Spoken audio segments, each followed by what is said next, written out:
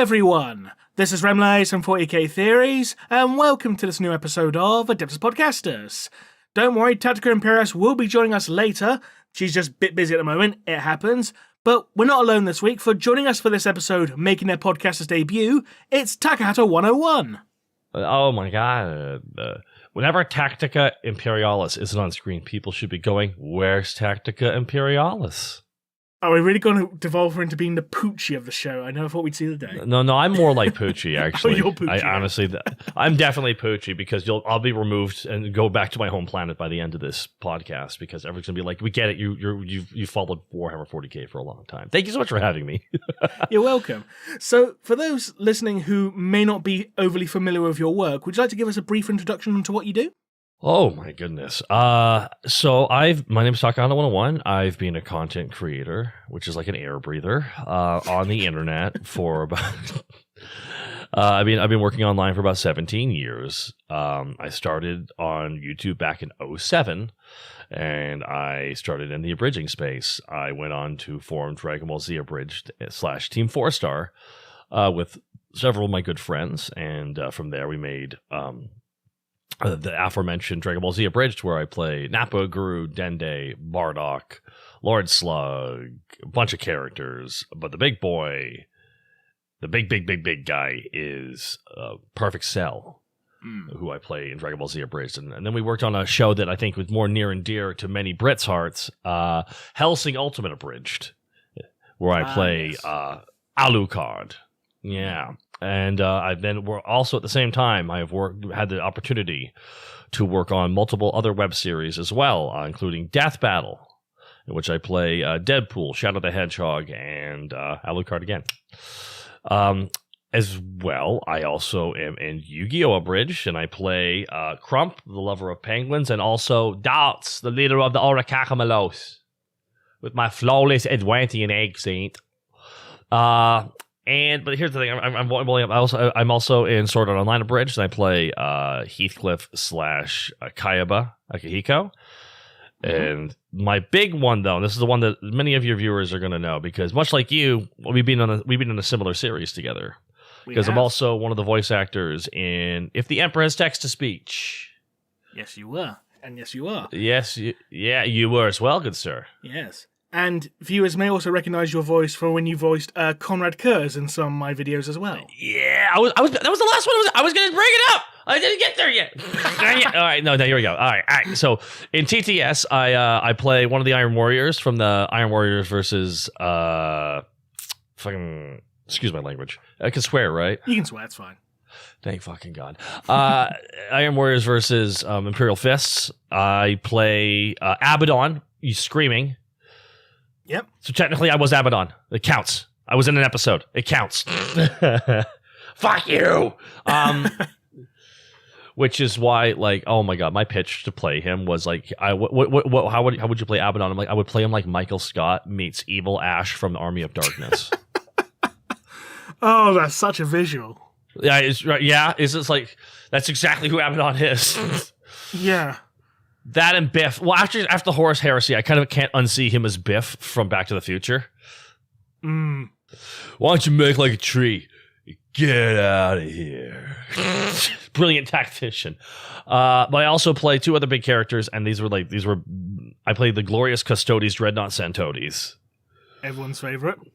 Oh my God, I was so happy to play him. Hey, I want you to be one of the Custodes. I'm like, shut up, what?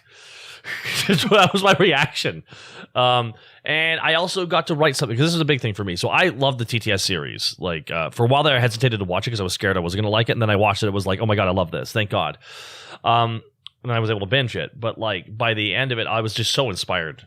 After about a year, I actually asked Alpha, I'm like, hey, can I write you a script? And he's like, yes, but I would want to edit it with you at the end. I'm like, okay. That's fair. That's literally sounds like a good producer right there. So I wrote and starred in the Caiaphas Cain, Hero of the Imperium short that they did, in which I play Caiaphas Cain. Very nice. Yes, and that's the online internet voice work. Also, I'm a VTuber, but like that's less is said. Also, I'm in this wonderful gentleman series as some people have reported, an okay voice for Conrad Kurz. Not everyone's. I based his voice off of how he's described in the book. Okay? I read the Horus Heresy series. Literally, everyone keeps describing Conrad Kurtz's voice as it sounds gross. He's got a fucked up, weird voice. Like, he sounds like he gargled shit. Or smoked too many cigarettes. He's like, nah. Everyone just thinks he's got to sound like all like creepy and stuff. Like, no, he sounds really disgusting. Like, literally, his voice is unsettling. Yeah. Like, everyone else has like deep, cool, badass voices. Not Kurz. No, he sounds terrible. He sounds sick, essentially. And I pasted off of those audio descriptions in the books, guys. I don't know what to ask you. I don't know what to tell you. At least that's what the audio narrators did, too. They did the best way of describing it. They just made him sound like this. What's wrong, Sanguinius? Oh, glass is half full, Sanguinius. How good for you. I wanted to go ask Dad to pluck your feathers for you, like the pretty little parrot you are. See, this is why if I could do anything, it would be the Horse Heresy abridged. Horse Heresy. No, there we go. That would certainly be something. That would, yes. Well, my TTS already got to there, but that's fine. We never actually got to the Horus Heresy, in fairness. No, see, that would be the fun thing to keep cutting back to. What happened at just different key interval parts. Because I don't know who plays Erebus, but he must be Starscream. You can trust me, Logatron. Logatron. I agree. Even though that's not what Lorgar sounds like. Lorgar's supposed to sound like this. He's supposed to be like very sing-songy almost, and he's supposed to sound like. Based on how they were describing him, like he sounds like Alfred Ashford from like the Code Veronica. Yeah. I will be the greatest Lord of Chaos. Like literally, like it's what he sounds like in the books, to me at least. Does this make I was going to say, does this make Cyrene Valanche and Alicia Ashcroft or what? Oh, maybe. Oh god. Oh man. That made Argyle Tall. Argyle Tall got betrayed. But the question is, who's Steve? Oh man, it has to be Dreamcast era Steve when he had the Leonardo DiCaprio haircut. I don't want to say Karn the Betrayer, but he might be the best cast for it. Does he have the range for it, though? That's why I just love that, like, Cor Farron, though, like, Lorgar's, like, terrible father is just, like, it's just Hank Hill's dad from King of the Hill. Oh, Cotton. Yeah. They blew up my legs! Like, literally, like, it's because he refuses, because he's, like, he can't do the upgrade to Space Marine, but he has, like, this weird, messed up Terminator body where he's, like, essentially that. Yeah. But, like, not quite. I just imagine him still walking around everywhere. So, yeah, anyways, everybody, I have been a fan of Warhammer for 26 years. I did the math on this recently. I started collecting when I was 11 years old in 1998. I got some Addition 2 Plague Marines from my local gun, trains, bow and arrow, and Warhammer 40k store. I'm not kidding. That's what it was in my town. That's where you had to buy the gun, figurines. train, bow, and Warhammer store. Oh, yeah, bow. Like bow and arrow. It was like a hobby shop. Right. And gun counted as hobbies. So, you know, granted, if you're only way you could get in, even if it was a kid, but you just didn't. As long as they weren't going to sell you a gun. So that's where I started collecting them, and I played with my local group for years and years and years and years and years. And I took a step away from the game for a long time, but I still love the lore. I have been someone who. That's right, everybody. I've read the entire Horus Heresy series. I know who John Warhammer is now. I know his origin story, and John Warhammer is James Workshop. Garfield Loken. No. John Warhammer fought James Workshop. That's what the Horus Heresy was about. In the end, like Horus was like, I am John Warhammer, and the Emperor's like, no, I am James Workshop, and then Horus like blinked and lost. I'm summing up a lot right now, but he is now the Warhammer 40,000. He really was. We found the first Warhammer, so that I'm completed Warhammer 1. So I'm looking forward to the next 39,000. I think it'll be fun. Fair enough. So there he goes. I mean, I even listened to the audiobooks of all the compilation books. Like, I went that far. I literally binged the whole thing. But then I stopped. But then I like skipped 7 of them. Listen, Battle for the Abyss fucked me up. I started skipping books after that. Yeah, that book was shit. That book, like, I feel bad because I don't like to besmirch writers. I don't like to do it.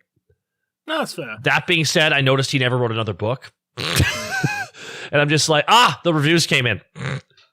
But he also was the one who wrote the 3rd Horus Heresy book, which was heavily criticized. Oh, what was it? Galaxy in Flames?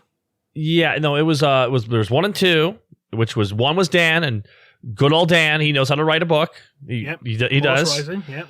There's some... He has a penchant for certain writing things, too, which I'm not going to pretend is everyone's cup of tea. In fairness, I think every author has their own, like... yeah. No, I would argue the great ADB, Aaron Dembski Bowden, knows how to write chaos. Oh, boy, does he. Oh, yeah, he does. He knows how to write chaos in a way that makes you understand why people will be seduced by it.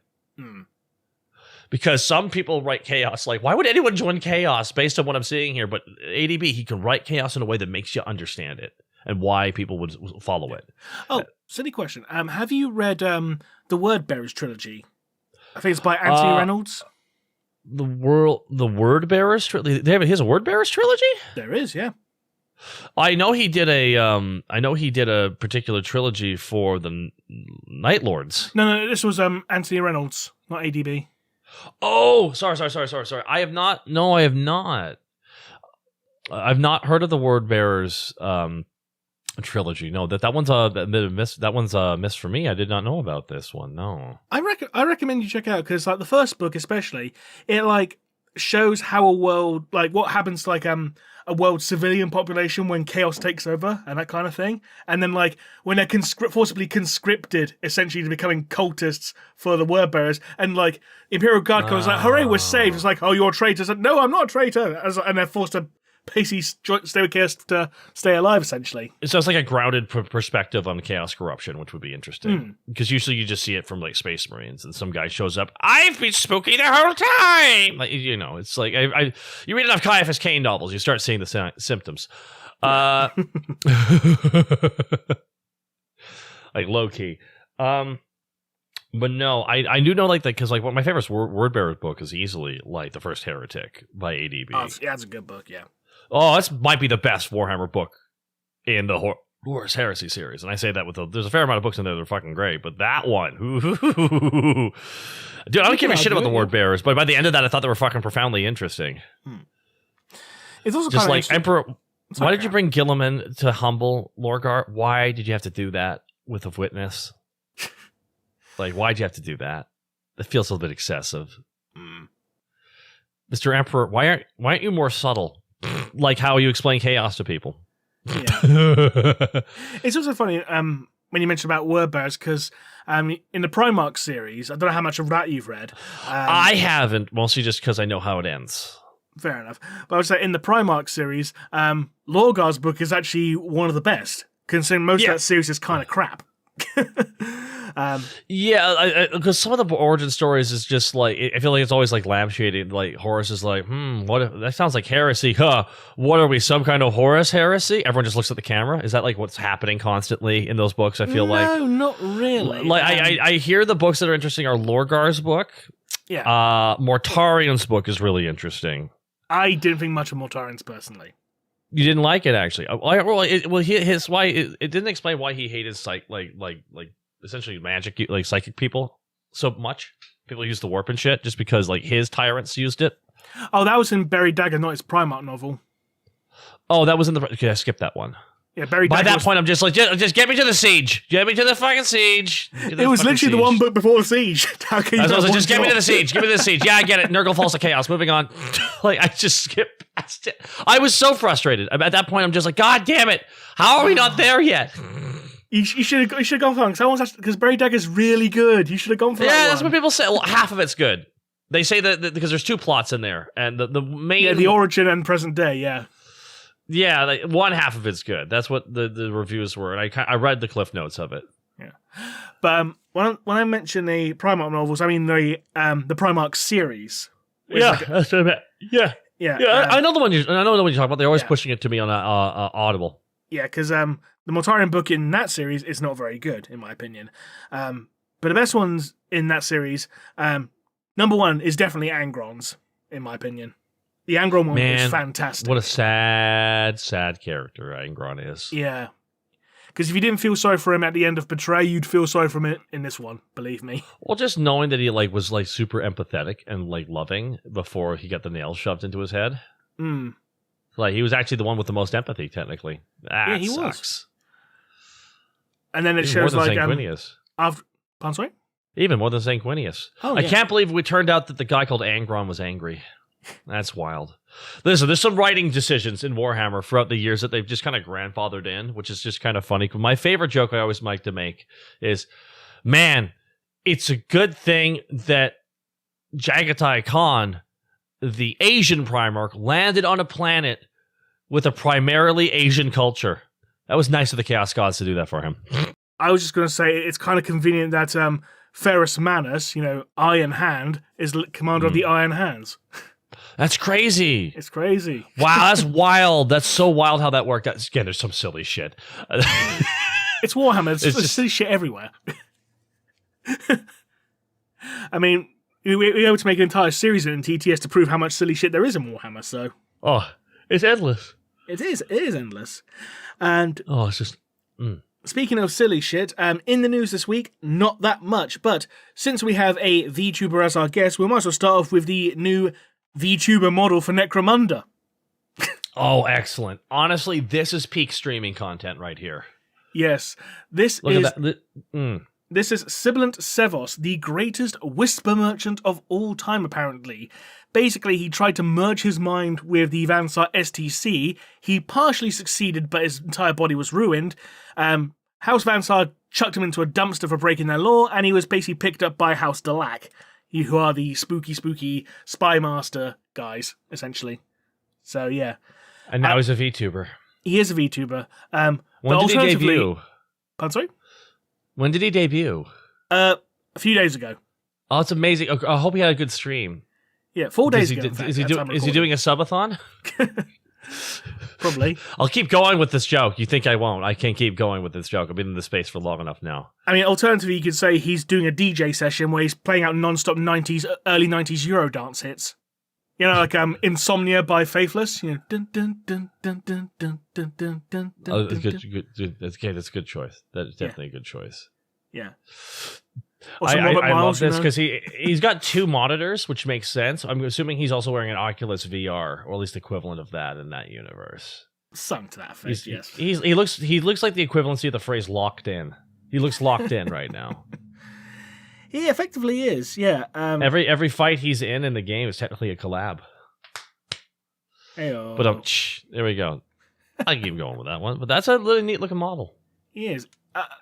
The fact matter is that Necromunda just keeps banging that out of the park with their models. It's like the most out there 40k has been getting in years, and it's amazing. There's something happened a few years ago where they hired on somebody or something, but everything looks so good. It really does. Everything looks so freaking good that essentially, even the new, I always new Abaddon model is fantastic, but the new Gazgul model and the new Necron models, just there's so much movement in them without losing form. A lot of dynamism, yeah.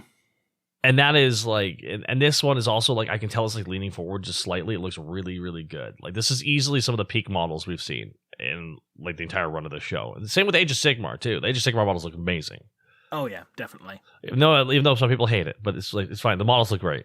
Funny enough, I've seen some people argue that Age of Sigmar models are on average better than 40Ks in terms of design and sculpting and that and detail. They kind of are. Have you seen the Ghost Army? My God, I was tempted to pick it up. The Nighthorn, yeah. Oh God, yeah. There is a lot of beautiful things in Age of Sigmar and in 40k in fairness as well. Let's not take anything away from that. But yeah, there is a lot of good shit running around. It's just a shame that it's also damn expensive. Yeah. Oh dear, never mind. Same as it ever was. Same as it ever was. Yeah, you can make an argument it's been getting steadily worse, but yeah. Easily in the era of like 3D printers, they're like, let's double our prices. I'm like, really? I feel like this is the time to lower them, guys. I sound like Sheldon from The Big Bang Theory. Oh, so it's you who was laughing, goddamn, was it? Constantly going bazinga. Bazongler. God damn it. Bazinga. Okay, moving on. Speaking of old retro things, Warhammer The Old World is getting a new dwarf character, and it is a young Burlock Damnison, or Damis, I can't even pronounce his bloody name. The old Thunderer character who had an old model back in 4th edition fantasy, and it's a massive glow up as to what his new model is now, with his repeater pistol and his massive hammer with a rune on it and the chimney on his back. He looks fantastic. And just look at that magnificent mustache. Oh, yeah. That stash being most of his body is like peak energy, but that's also, they kept that consistent from the original model, too. Absolutely. I love fantasy. I love 40k Warhammer Fantasy, Old World dwarves. I love them. Like, I fucking love them. God, they're so stubborn. As like I read a bunch of the Gotrek and Felix books. Holy shit, those guys all the memes are accurate about them. They're so like, even my favorite bit was even in Total War 3 for that one cut scene. Like, well, we should all ally together. We must stay united. We must not be short-sighted. What? Oh, that's it. They just get up. Like, what? How fucking dare you? That's it. Pull it up. We're going to war with them. Do we got chaos? Fuck them. Fuck them too. I'm like, that's the dwarves, everybody. But especially when you got Brian Blessed as Gotrek. Oh. Man, you can't go wrong. But is is he playing him in something, or are you talking about the audiobooks? He was Gotrek in the audio dramas, the Gotrek audio dramas for Age of Sigmar, and he also was Gotrek in Total Warhammer. Oh, he did the same voice in that one too. See, yeah. I'm used to the audiobooks, so I've heard the audiobook narrator play him. But I'm really happy that Gotrek and Felix showed up in Total War 3. It just made me really happy. Just because I was listening to the books. I'm like, all right, now I got the context of their whole team. When they added, oh my god, I'm forgetting his name. He's the one with the airship. Oh, yeah. Oh. It's a common plot device for the first early books, which is great. No, it's okay. I also forget. Was it Zadrock? I forget his name. I forget his name. He's like a special general now in Total War 3. Oh, okay. They're like the Slayer pirates. Oh, Long Drawn. Is that who it is? Long Drawn Slayer? No, that might be a different Slayer, but no, this guy, he's like an engineer. Oh, I'm thinking of someone else then. He's an engineer Slayer, which was very specific. Right, yeah, I'm thinking of something completely different. Because he was a supreme engineer, but he made a bunch of mistakes, so he essentially so he still is so he became a Slayer, but he still stayed an engineer. Right, gotcha. Yeah, when you said Slayer pirates, I immediately thought of these guys. See, that's what their aesthetic is, though. Got it. But his name isn't Long Drawn. It's like Felix. No, not Felix. It's god dang my brain. No, two Felixes. Maybe I'm wrong. What's the plural? Maybe I'm Felix, wrong. Feli. I don't know. Felids. Felidae. I don't know. Well, now I need to look this up because it's bugging the crap out of me. All right. We'll find out soon enough, ladies and gentlemen. We'll find out soon enough. Oh dear. No, it's book 3. He's in Demon Slayer. That's the one. Demon Slayer. See, I had to do this in the middle of a show. We're recording right now because I'm like one of those. I gotta not be wrong. Your chat is all about lore. I can't get lore wrong. Otherwise, they're gonna jump on me. It's all right. I've gotten things wrong in the past too. You're all good. You're all good. All right. Okay, I can't find where his name is, but yeah, that guy. I don't know why I was bringing him up at this point. So no, yeah, I'm liking the model though. It looks really sweet. It is really sweet. Yeah. We also had a article for Legions Imperialis about Battle Automata, where new rules with bonded Cybernetica support formations and all that. You can tell it's a slow news week when we're talking about things like this. But in all seriousness, there is some pretty sweet color schemes for your automata. I'll post you a link, Taka, so you can take a look yourself. But there are some really, really nice color schemes for your automatons and all that.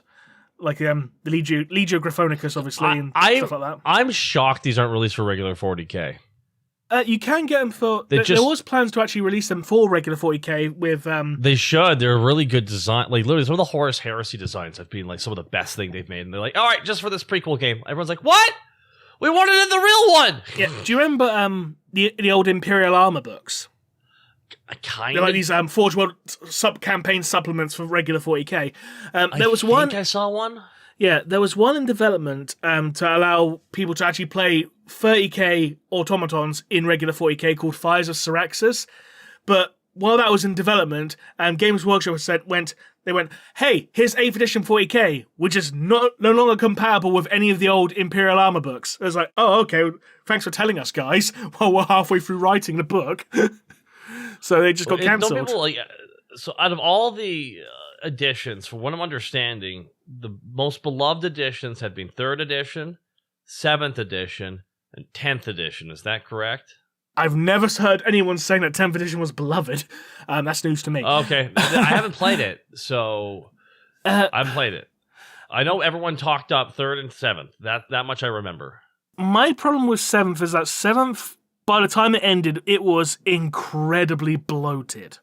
That was the issue, is it was overloaded, even though it started off okay. Yeah, I think a lot of people's fondness for it comes from the fact that because 8th edition came out afterwards, and that was so different rules-wise, that was so simplified and streamlined in comparison, a lot of people just didn't really like it just out of principle.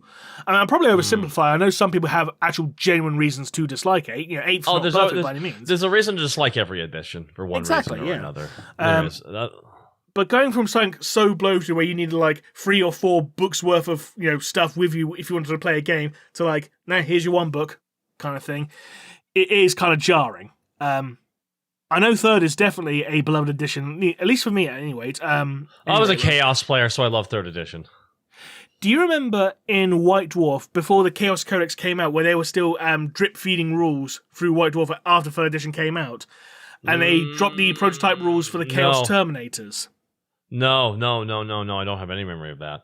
Because Thousand Suns Terminators, before the Chaos Codex came out... am I getting 2nd and 3rd edition confused in my head? Because there was I thought I was playing during 2nd edition, and 3rd edition came out with the Super Codex.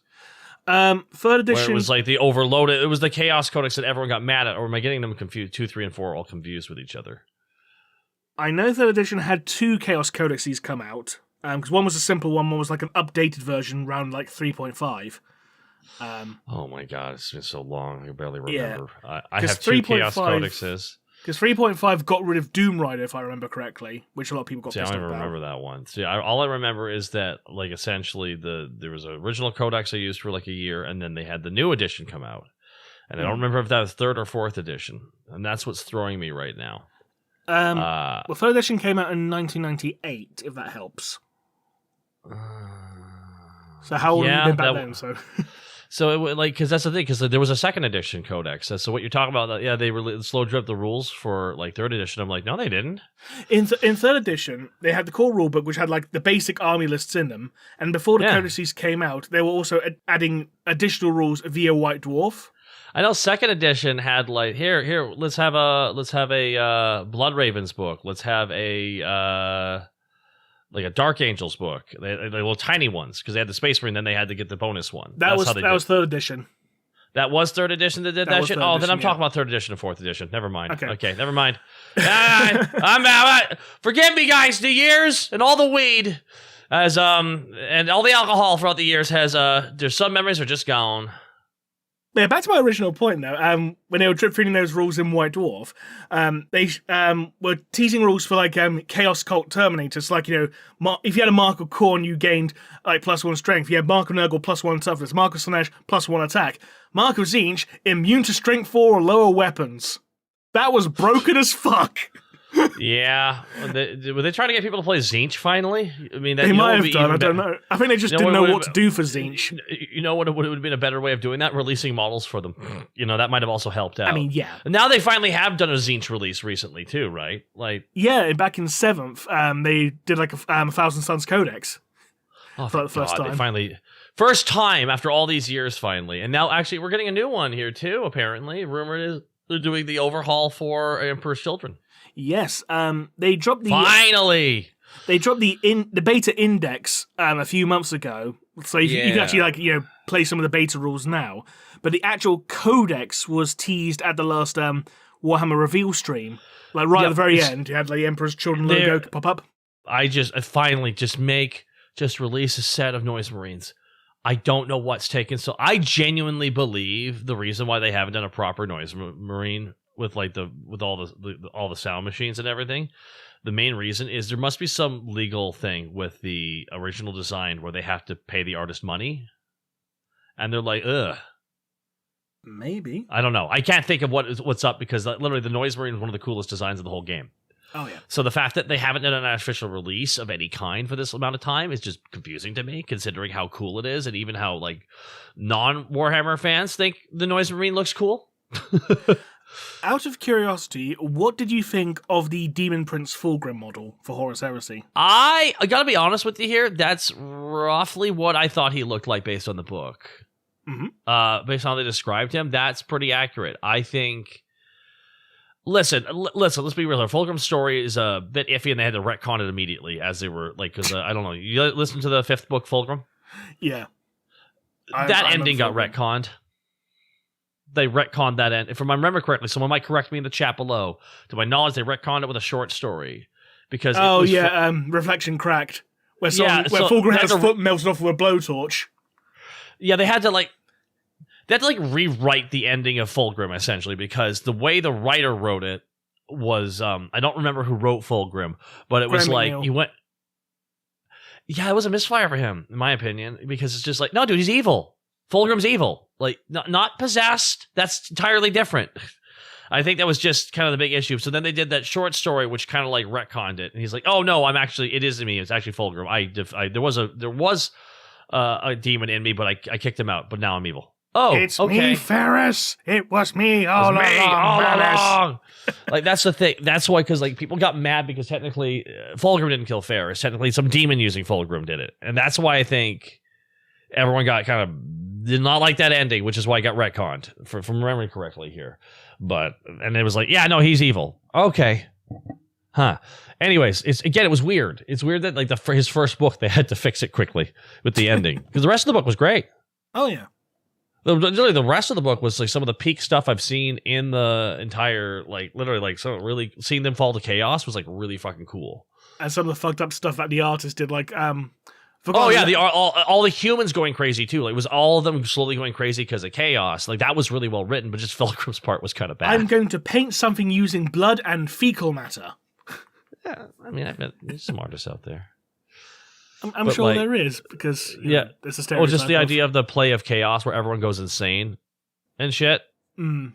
And demons start appearing on the stage and everything just because of how intense everything is. It's just that sounds like that sounds like some madness there. And he did a great job writing it. He really did. But it was just the ending decision of how Fulgrim was portrayed was interesting. But you know what is great? This model looks so good. Loving the wings. It would be just a shame to try and transport it anywhere. I mean, that's a lot of the modern models. I say they look nice, but they don't look easy to transport. No.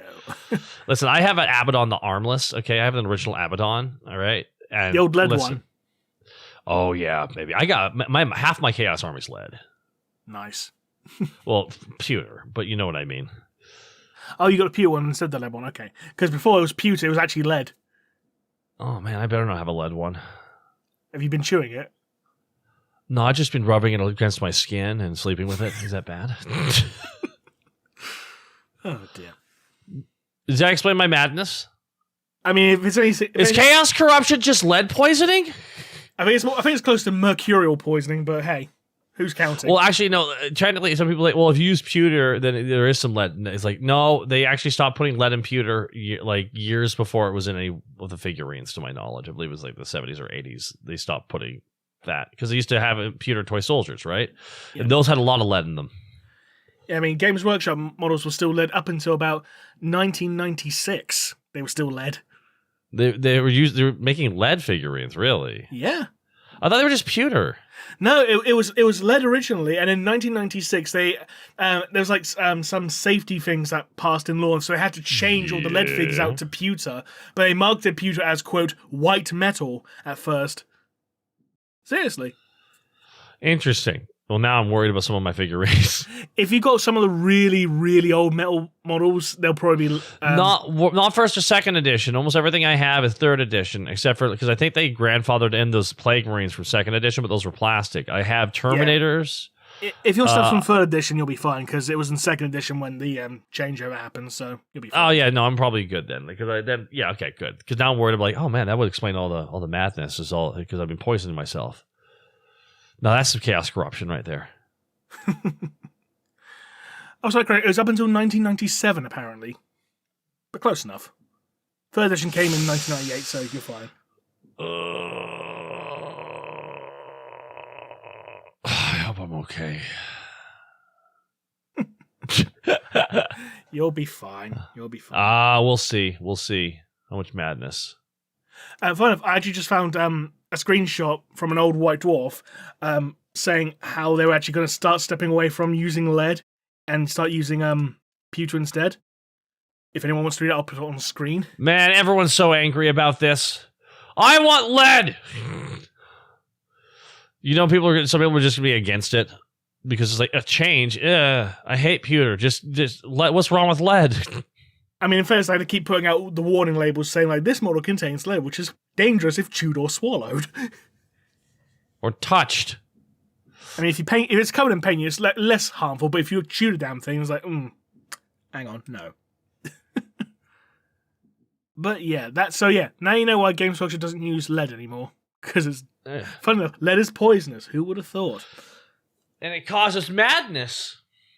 Listen, that is why Rome fell, guys. Okay, it's why they're like, what should we make all of our water sluice gates with? Lead. Yeah, we'll just have the water run over the lead, and we'll just drink that all the time for generations, and then it'll all be good, right? It will indeed.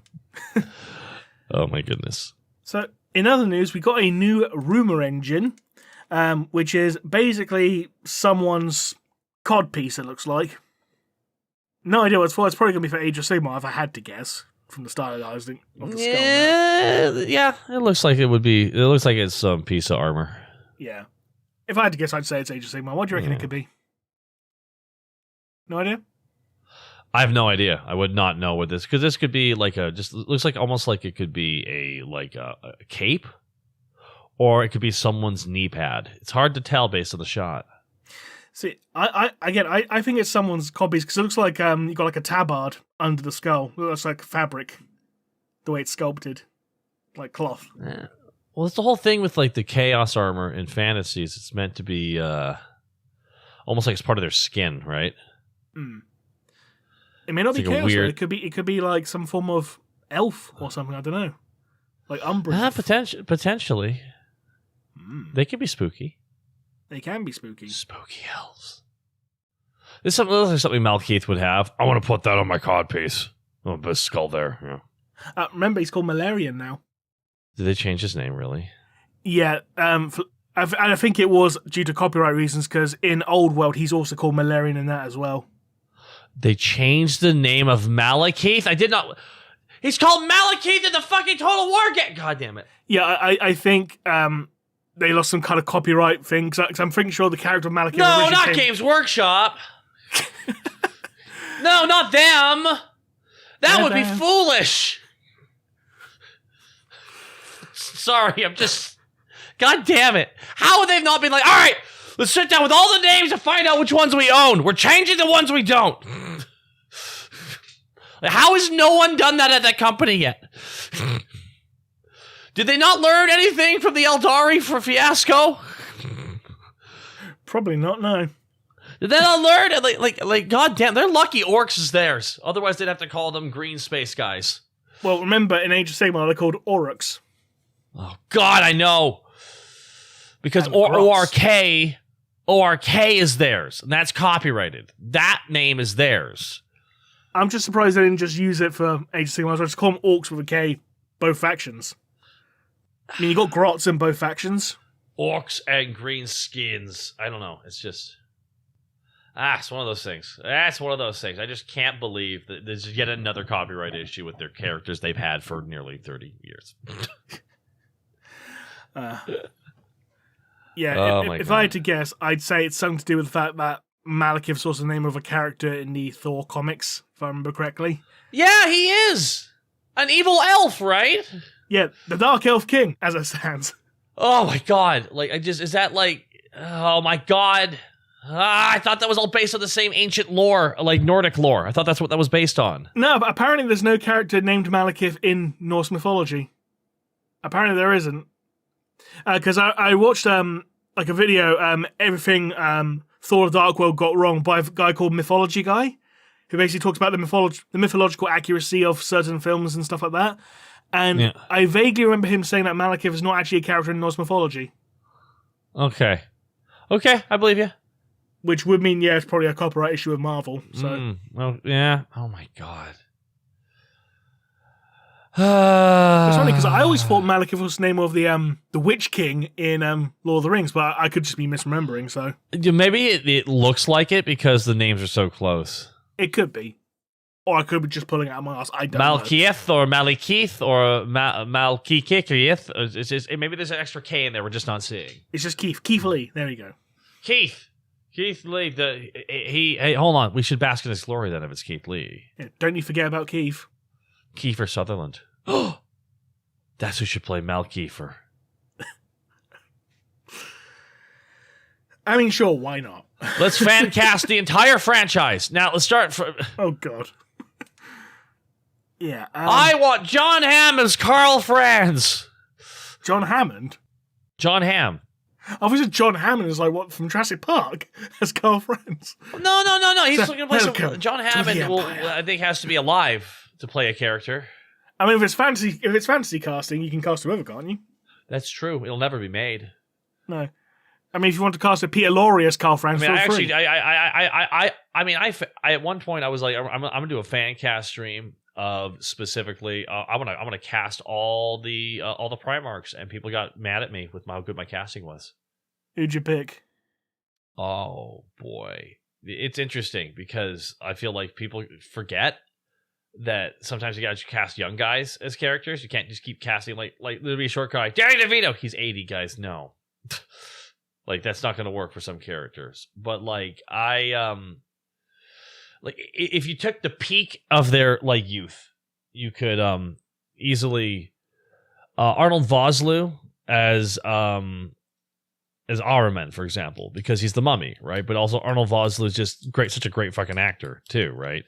I think that, joking aside, John Cena would be good as Rabute Gilliman. As an actor. You'd be able to pull him off. You would. I think Dave Bautista as Perturabo. There you go. I can see that. See? Yeah. Mm-hmm. I think Henry Cavill is the Lion. Even though he wants to be Constantine Valdor, but no, you don't get to be. Give him a beer, though. Now, here's the thing. Cavill's, this is why everyone's like, are you excited? Cavill's making his own show? And I always go with the same response. Yeah, but he's a Custodes player. Honestly, I'm surprised you're fan. If I could talk shit, I'd be like, interviewing him for his new movie. It's amazing. So you're a big fan of Warhammer. He's like, yes, I really am. I heard you play Custodes. Yes, I do. You planning on upgrading to a real army? Oh. Actually painting models? Or do you need to have all your homebrew pro tags running around the battlefield? Oh. Just have him dead ass stare at me. What did you just say? I'm just sorry if you need... Oh, yeah, you have air quote, an army. Of all 6 models. Yeah, okay, sure. That's not an army, dude. That's just that's an outing, all right? That's what that is. See, the rest of us all have real armies? It just means like such a big leaguer just so he would actually play me and beat me. Has no one ever worked heel before? Come on, guys. I mean, Neva's worked here plenty of times on Quizcastus. She calls herself the self-proclaimed MJF of the show. Oh, good. Literally, like, at one point I was in VTubing, I was just being a jerk. Someone's like, Taka's a jerk. And I'm just like, has no one ever worked heel? You're supposed to boo me. I want you to cheer the other guy. Goodness, guys. For those listening who may not be too familiar with wrestling vernacular, a heel is basically the bad guy, essentially, for those who may not be aware. But yes. In terms of news, there's not really much else. James Workshop put out a Christmas season video. I'll be honest, I've not actually watched it, and I can't be bothered to watch it now because I'm not just going to sit here in silence and watch a YouTube video for a few minutes. Nah, that's fine. We can talk about something else. Yeah, that's fair enough. I was going to say, in regards to your fan casting for Lion, I'm surprised for Modern Lion you wouldn't just cast Charles Dance. Because he looks like Modern Lion. Actually, you need someone who's beefy. You need Charles Dance is a great fucking actor, but no. Yeah, do you really need the beef when it's going to be covered in armor? Yeah. Because you can hide it with the armor. You still got to nail that neckline. You still got to do that. Otherwise, we're not going to superimpose Charles Dance's face on a random bodybuilder. Actually, we could do that. You could do. Because here's the thing: the Lion's still built like a goddamn Primarch, even if he's like an old man now. Oh yeah. That's why he's like, oh, what the hell happened? Literally, my favorite bit in that book was, "You're got old. Look how old he is." Ah, the one bad guy is just pointing and laughing at the Lion being old. It's like fucking funny. Oh God, I love Son of the Forest. It was a good book, and I don't like the Dark Angels because I read the Horus Heresy series. When people ask me who my favorite Traitor Legion is, I always answer the Dark Angels, and everyone gives me attitude. Yep. In fairness, I think with some people it's just a case of it's a joke that's been going on for so long that it'd be like it's not funny anymore kind of thing. But it is, because I just read the Horus Heresy series, and they're totally a Traitor Legion. They totally are. I get that even parts of the Traitor Legions were loyalists, but man, Dark Angels was 50-50. Literally. They were literally 50-50. They were half traitor, in fairness, so are the White Scars. No, more of the White Scars were allied. Half the White Scars basically turned traitor, and then Jagdeye beat the shit out of them. It's like, no, you're going to do what I say. It's like, okay, sorry. Well, they didn't know what they were turning traitor over yet. That got nipped in the bud. The Chaos Corruption hadn't kicked in yet for them. That's why a lot of the leaders of that group, they literally they paid penance essentially. Yeah. Aside from the ones in that one Garrett audio drama, the one where they recruited Mace of Aaron, because there was a whole bunch of Traitor White Scars I had to fight in that one. So yeah, I remember that. Yes, and that's the thing. And they were the ones who traded for that, because a lot of them were truly ashamed of what they did not. They weren't aware of the full context of what was happening, and that's why cults are fucking powerful. Because you don't even realize how you've been whipped up, essentially. Though I'll be honest with you, I actually the Horus Heresy made me actually love the White Scars more than I ever had before. Specifically, I actually really ended up just the con is now top tier for me as far as the Primarchs go, just because of the Horus Heresy series specifically. That's fair enough. It's just they give so much love to his writing and everything. It's just good stuff. Question: what did you think of Path of Heaven? The book Path of Heaven? Yes. I thought it was it's part 2. It's a continuation of White Scars story, essentially, which is them trying to get home. I thought it was okay. Because I thought that book was pretty much just a boring slog up until you get to the bit with the dark glass. Once you get there, it's great. But everything before is crap. You're describing 60% of the Horus Heresy novels. Okay, let's be real here. I've read them all, except for the ones I didn't. By the end of there were a bunch more Salamander stories, and after I powered on through the one where they're bringing Vulcan's body back to Nocturne, I couldn't do another Salamander's book. If I hear Vulcan lives one more fucking time, stop. That was what was driving me nuts. I was like, oh my God, this whole book is so boring. It's he's dead, right? I will believe he's alive, and me knowing he's a perpetual going God damn it, this is so annoying. Have you read Old Earth? That was the one I skipped. Oh, you should after the third, because there's the 3 books, right? There's Vulcan Lives, And then there's also Unremembered Empire, but that also counts as part of that because that's part of the There's plot. also Deathfire. I actually loved the whole like Gilliman intrigue shit in the Horus Heresy. I love that section of the Horus Heresy a lot. Some people hate it. I loved it. Just because, like, all right, so he's gonna try, like, Gilliman's gonna try and keep the Empire, like, the Imperium alive, even though he doesn't know what's going on after everything. So he's being practical. That's Gilliman. He's a practical dude, right? Yeah, theoretical and practical. Yeah, theoretical and practical, and that's just how he's always operated. And who shows up? The one guy he doesn't trust, the Lion. And I'm just like, this is great. The one dude, he hates the Lion. They've always hated each other. Yeah, that's what makes it. I was saying, and guess who else also turns up? Kurz. I'm here too. Oh my god! And the Lion doesn't tell him. And I'm like, why would you not tell him? Because he can't. Lion doesn't want to admit he can't capture Kurz because Kurz is just too wily. And Kurz goes on like a killing spree.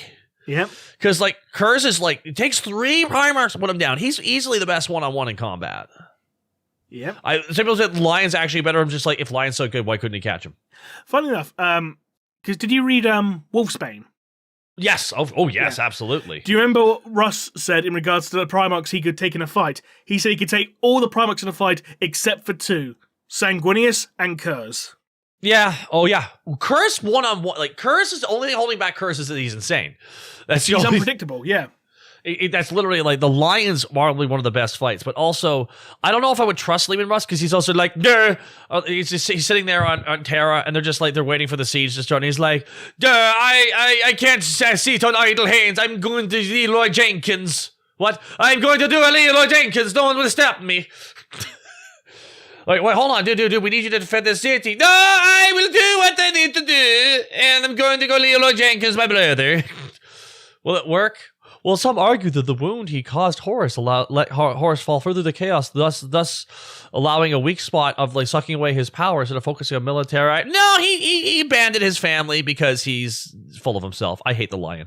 I need you to know I'm a day one Lion. I'm a day one wolf hater. Sorry, I hate the Space Wolves. I hate them. Like, here's the thing, guys. All joking aside, great models. A lot of my friends are Space Wolves players, but where I lived when I was playing Warhammer, 2 of my friends played Space Wolves. So I always fought the Space Wolves. Did you know that they really, really like wolves? Did you know that? Rem, did you know that they really like wolves? And they're such heroes that all they say is, hey, can you go kill Magnus? Sure. No follow-up questions asked or anything like that. And they go team kill. And I granted, Russ felt bad about that eventually. But it took them a while. Yeah. And also, they have Psychers too. But it's different when we do it. I hate that so much. That's why I don't like like in lore, I hate them. Like as actual models on the table, they're really fucking cool looking. It's a really neat aspect, and I liked how. But I remember this specifically. Let me explain this. The best way of describing Space Wolves players, and if you play Space Wolves, I love you guys. Nothing but love for loving the game, right? But let me give you some shit here. I remember when they announced that Henry Cavill was working on a Warhammer 40K project. And I heard the announcement. I'm like, oh, that's great, man. It would be. I thought about what they should do. I'm like, well, if they do a show, they should save the Space Marines and make them a special event. You know, like have it be regular soldiers and then have the Space Marines show up later, so they just look as this grandeur to them. Yeah. Right. If they make a movie, my pitch actually for the movie was. Can I give you my pitch for the movie? Because this will connect to my hatred of Space Wolves. Okay? Go for it. All right, so like I personally believe, everybody who is listening, I believe that of all the Warhammer books I've listened to, and I've listened to so many, the best singular novel about Warhammer 40K is Hell's Reach. It is a random city in a random war. It's Armageddon. Fourth War for Armageddon. It still counts. It's a random city. It's not even a major city. And essentially, I love the story, and it shows a perspective of a princeps who runs a Titan, a soldier on the ground, and a commanding officer of the Space Marines. And it's a Space Marine chapter that hates doing defensive action and protecting civilians. And that's what they have to do. And why I love it is you see the perspective of Total War from every perspective. You see it from the perspective of like a super soldier, a god Titan, and a regular soldier. There's also some workers who are just dealing with everything, and the orcs run over everything. The reason why I liked it was just simple. There was no overly complicated like plot. It was just we have to defend this city against an endless tide of orcs. Yeah. That's the story. It's very simple, and it was really well told because you gave a shit about everybody. And that's why the Hell's Reach animated series online, which was they just took the audiobook because the audiobook narrator did such a good job of transcribing the writer's work. Now, I believe that they could completely co-opt that. Not the same story, but take the actual story beats and turn it into a movie. Only you replace, and this is going to piss everybody off when I say this. Now, chat, Rem, who were the Space Marines who were defending the city? It was the Black Templar, right? Mm-hmm. It was the Black Templars they had to defend. They don't like defending shit. They're an offensive like group. They like to attack. They don't like to defend. It's never been their ball and chain. You know what I mean? Yeah. Replace them with Ultramarines. Now, but even by mentioning Ultramarines, people are like, it's just like other Marines players, you know why they're the main character. Because every other Marine chapter does certain things better than the Ultramarines, but the Ultramarines are the best all-rounded team. They're pretty good at everything. They're not great at everything, but they're pretty good at everything. They're very much the neutral. They're very much the neutral. They're the true neutral of how they're supposed to be, right? So in this moment, we have the orcs attacking the city, whatever city it needs to be, and the humans are doing a good job fighting. They're showing like the Imperium of Man, the Imperial Guard fighting, but it's an endless tide of orcs. So a guy runs, and he tries to like save a little girl because they're like it's all falling to chaos real quick, right? Mm-hmm. It's all falling to madness. So he grabs a little girl and he trips and falls. And there's one of the orcs chasing him, just runs up with a chopper. And you just see this giant 8 foot, like just 7 foot tall ape with a chopper go, "Aah!" and just charge and swing. And all of a sudden it's blocked by a chainsword. And then you see the thing blocked. The sword hits. And you look at the sword, slow-mo and everything. And you see that there's little rivets on it. And then all of a sudden you hear the chainsword rev. And knocks it out and knocks the orc away, and then it stabs the orcs and just cuts him in half essentially. And you stepping over this guy holding the little girl is this giant blue Space Marine sergeant. He just steps over, like he just looks up, and just the guy just walks over it because Space Marines are 8 feet fucking tall, right? 8 to 9 feet. Are they 8 feet tall? Official canon height for Space Marines? Judging from the old Jez Goodwin 1-to-1 scale sketch, it was probably close to 7 feet. So 7. I think Primaris are taller now, though. I think they've scaled them up. Primaris are taller, yeah. Primaris. So you see this giant just step over the human protecting the little girl, and you see him kill that orc, and you just have this silhouette of him just standing there looking like a damn badass with the sword. Just turns, doesn't say anything, just turns.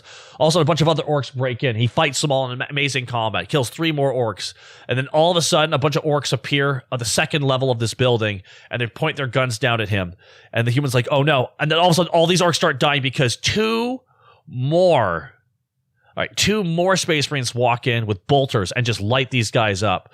And then a bunch of orcs come from the other side, and they're about to jump the guys from behind. All of a sudden, a guy steps up with a flamethrower. There's a 4th Space Marine, and he uses a flamethrower and just torches this squad of guys coming their way.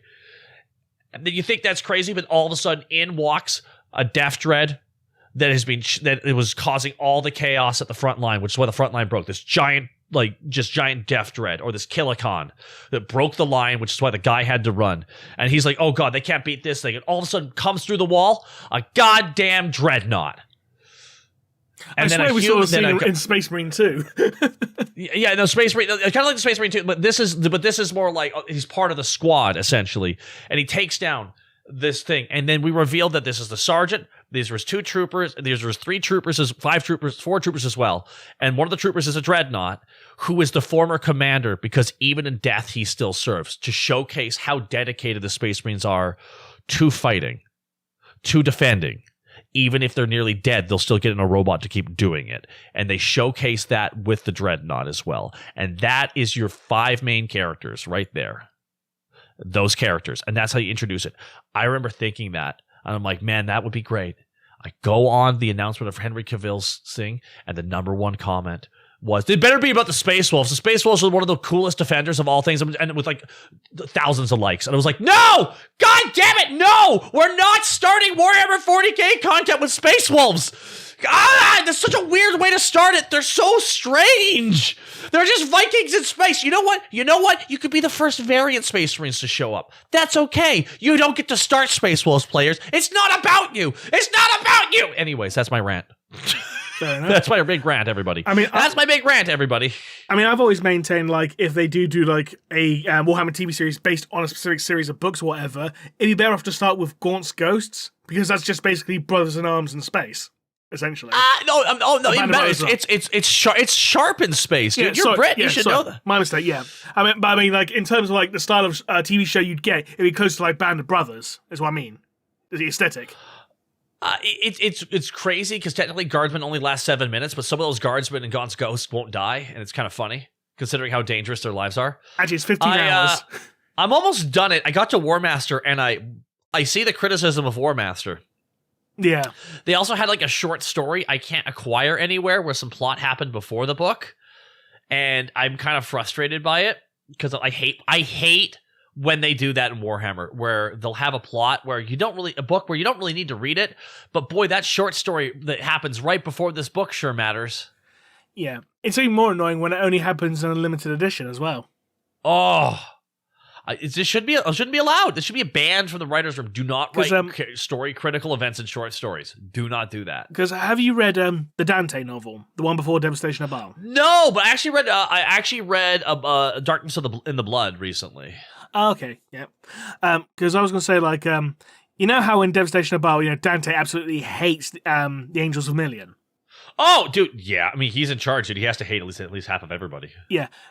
There was a bonus short story in the limited edition of the version of the Dante novel that explains why Dante hates the Angels of Vermilion so much, and it's not available anywhere else, even after all this time. How was the Dante novel, though? Really good. It's really good. I heard it was good. Like, if anything, the Horus Heresy actually made me respect the Blood Angels a lot more too. Even though I think they're all a bunch of protagonists, but that's okay. Space Wolves have the same problem. Have you noticed? It's so crazy because I have my personal experiences create my bias here. But did you know, like, you can have Blood Angel related things that aren't about blood or angels in the army? You can, yes. It's hard for them though. It's hard for them. Yeah. Just like you can have a Space Wolf army without any wolves in it. That's really hard. That's crazy. Yeah. It shouldn't be allowed, truthfully. It shouldn't be allowed. So what's next? An Imperial Fist army without any fists? They all have magic pain gloves. Which, funny enough, despite TTS depicting the pain glove as an actual glove, it was actually a bodysuit, the pain glove. He wore a pain... Yeah, it's funny that it was an actual glove. It is funny as an actual glove, yes. I'll agree with that. Yeah, no. Your services are no longer required. Artistic license for comedic effect is always welcome. Isn't that what creativity is? What is creativity aside from personal taste mixed with personal application? A miserable little pile of secrets, but enough talk have at you? Maybe. I don't know. Ah, dear. Apologise to the viewers who are still waiting for Neve to turn up. She still hasn't shown up yet, so there may very well be a chance that she might miss this episode, so apologies for that. I feel bad. You know what? I think it's me. It's because I smell. I'm sorry, everybody. So I didn't hear that because I was coughing to death. Sorry. No, I smell. I should have had a shower before this. I think they could tell. So I don't think smell-o-vision's available in this country yet, I'm afraid. It's okay. It's like, it's okay. Like, my dog has no nose. How does he smell? I won't be. I won't be worried about this at all in the future. I won't be thinking, oh boy, what did I do wrong? Oh dear. I'm joking. I know. But yeah, aside from that, nothing else in the news. It's been pretty bare bones. It's been a bit dry, huh? It's as dry as cranberry juice. Because cranberry juice tastes like it doesn't want to be wet. If that makes sense. Oh, it does. It does. It does. It just like after Space Marine 2, now there's now I know there's the short coming out soon through that one Amazon series, which I think is part of that anthology with all these video game stuff. The rumored continuation of the plot. which is the equivalent of Warhammer 40k doing a short story in a limited run of something. Yeah, it checks out. That is so Warhammer. We'll drop all this information, but in separate places, and we won't tell you where. Do you know what would be quite funny? If it's a continuation of Space Marine 2's plot, right? And it's the return of Nemiroff and it's wrapped up in like 2 minutes. That'd be disappointing. Oh, God. It's okay. And in that short, there will be an image of a new Eldar figurine that will be released under a bridge. And it's just a riddle to explain which bridge it is. Under the why am I thinking of the Red Hot Chili Peppers right now? I do not know. It's like, I don't ever want to feel like I did. Give it away, yeah. No, not that song, the other one. Oh, I thought they were giving the model away.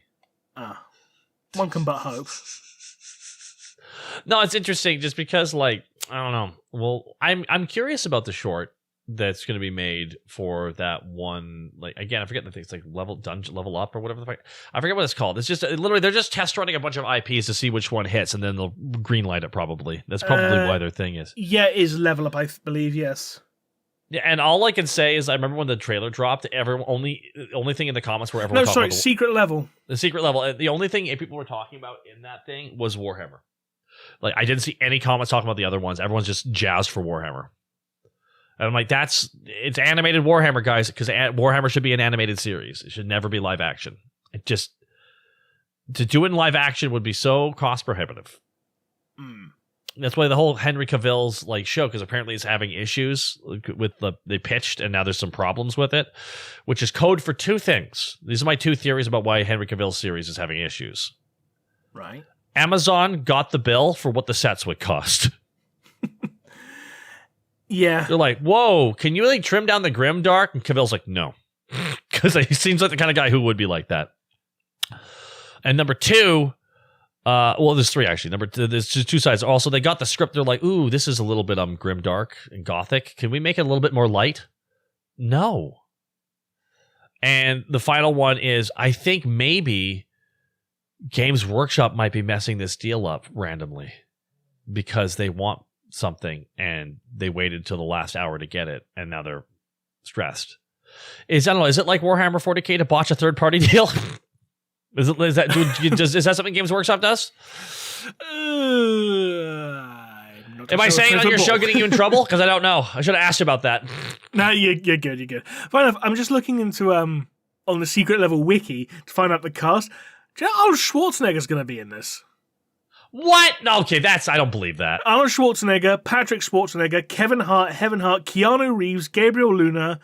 No, in the whole show, yes, yeah. But not in the Warhammer. No, God, no. I was like, can you imagine if he was Arnold Schwarzenegger Warhammer 40k, please? I mean, that's just Sly Marbo, isn't it? No, that's Sylvester Stallone because he's Rambo. How are you getting it wrong? Because his new model was sculpted to look like Arnie. That's such a pivot. No one tell Stallone. He'll get mad. Sis, do you not see his new model? Because his new model is I Dutch. have not seen the new Sly Marbo model. I have not, actually. Here you go. I've just posted it in there for you. But yeah, it's basically Dutch from Predator. Oh, it's just Arnold. He's just Arnold now. Yeah. Oh my God, he's Arnold from Predator. That's funny. With Audrey from Little Shop of Horrors on the base as well. Oh my God. I mean, that's literally, that planet is just a little shop of horrors, really. Oh, Katachan. You think that's cool or anything? Did you see the Katachan Sergeant who was basically just Carl Weathers? I did see him. I saw that model, yeah. So we need to get these two models together so we can reenact the "you son of a bitch" scene. Oh man. See, now we need a Jesse Ventura model. I'm a goddamn sexual Tyrannosaurus. Oh. No, we got to have Jesse Ventura, but he's got to be dressed up in his wrestling attire. See, you know what's funny? Until I heard the TTS Calgar, I always heard Calgar with Jesse Ventura's voice. Yeah, I can see that. TTS remapped it in my head. I'll be honest, the performance from the actor who plays Calgar in TTS is even when I was hearing the Space Marine 2 Calgar, I'm like, Loki, it still sounds a little bit like TTS Calgar, and I love it. It sounds like Carl. Yep. It does. It sounds a little bit like Carl. Is that a testament to Carl's performance? Carl is canonically Calgar. Or Calgar, rather. No, there you go. He hard-coded the character to sound a certain way, just like the voice actors in Dawn of War did for the orcs. It's always nice when the fandom can proliferate the canon in some way, isn't it? Well, Dawn of War, like, hard-coded a lot of shit in 40k lore. Like, before that, I don't think they were... The orcs were not portrayed as soccer chavs. No, they pretty much always were. There was war, but they didn't really have any, like, thing with... If I remember correctly, they didn't really have, like, a lot of, like, vocal performances from them, right? Like, it was mostly in stories, like in text and stuff, like the way it was, their spellings, like, their speech was spelled. It was spelt very, like, in a way, kind of like very pidgin English, in a way. Days gone over there, kind of thing, for lack of a better term. Yeah, no, I can see that. That's why, like, they got the notes what they were supposed to do for Dawn of War voiceover, and they knocked it out of the park. Oh, yeah. I was kind of disappointed that they didn't go for the Ogrins. I'm surprised they didn't just have them go like, 1930s Bugs Bunny cartoons of, like, mobster psychics, the whole, okay, boss, kind of thing, Well, it's kind of what they are. Kind of, but they didn't go fully in. They half-hearted it, Ogrins are so strange. It's like because in some books they just never get mentioned that they exist, and it's kind of a common thing because on the whole isn't the whole thing. Because for the longest time, this is what I thought. For the longest time, I assumed that Ogrins were just failed Space Marines. No, because of their monstrous size, because they were the same size as Space Marines, but it didn't quite work. So, but they still had some of the powers of that. But no, it's like no, they just live on planets where like they grow bigger. I'm like, oh, yeah, it's less interesting. They're fine enough. There's actually implication that Ogrins are actually bigger than Space Marines. Yeah, they are. I mean, they clearly, like, Space Marines are more powerful because of the armor and everything, but, like... Ogrins is just brute meatiness. Ogrins have gotten a lot of love because of... Darktide. Darktide give the more love that they've received than for a long time. Protect the little ones. And all that. Yeah. It's just, they're just some silly big guys. Yeah. Oh, funny enough, if you want a good Ogren story, Ogren book to read, check out the novella Spark of Rebellion. It's basically about an Ogren who basically leads a slave rebellion.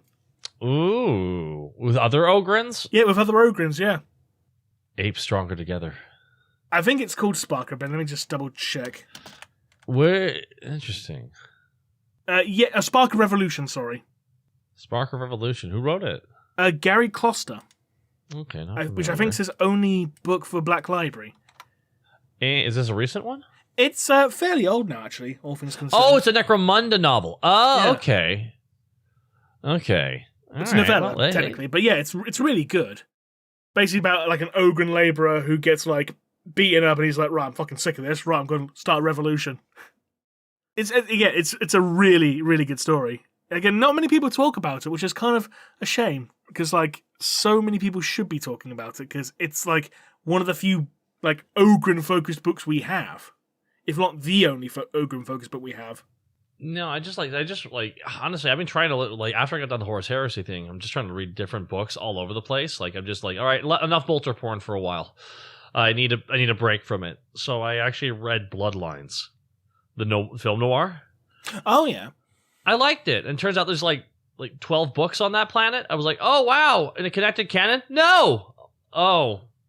Don't tell me. A bunch of series of short stories that explain the main books, but I can't find the short stories, but only the main books as audiobooks, but not the short stories as a compilation. Yeah. Mm. Have you read any of the Warhammer horror books? Horror books? Yeah. They've got an entire series of horror books. No. Right, because considering that you work on Hellsing Abridged, there's one book you might actually find kind of funny, and that's the Oubliette, because that's basically just Hellsing but 40k, and instead of a vampire, it's a mandrake. Is this fantasy? No, 40k. I'll click this here. The Oubliette, Ashiel Matt Kozin, new Lord Governor of Kakan,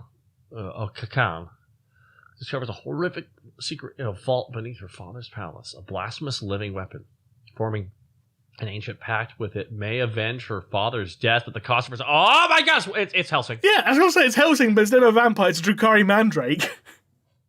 So Drukhari... Oh my god, pet Drukhari? Yeah. That's funny. And speaking of mandrakes, that's one more reason why you should read Old Earth, because Vulcan gets into a fight with the Decapitator mandrake.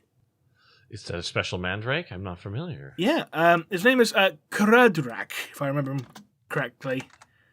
Why is he... damn it, of course he is, because like all the Drukhari names are ridiculous. Yeah, he's got 4 arms. Okay. 4 arms, and he's like claimed like over 1,000 skulls with like single shots, because he's like so badass. And he nearly kills Vulcan. He's awesome. Yeah, he hasn't had rules since like 5th edition, I don't think. Interesting. Which is I a mean, shame. that's right. With the death of Rupert Matkozen, his daughter Ashiel is now the Lord Governor of Kyokan. Her father's murderers still lurk in the shadows, threaten not only her rule but every mortal soul under her protection. Even her own people cannot be trusted. Any of them may be part of the poisonous plot to destroy her bloodline. Deep beneath the palace, locked away from all human contact, Ashiel finds a weapon unlike any other, a monster more adept at hunting in the darkness than any assassin. Allying with such a horror is surely blasphemy, but the doom skulking around every corner, she's forced to revive an ancient pact with the beast. Yet she soon discovers that her family's mortal enemies are not the only evil that hungers to consume her. Yeah, it's literally Helsing, isn't it? Yeah, it's literally Helsing.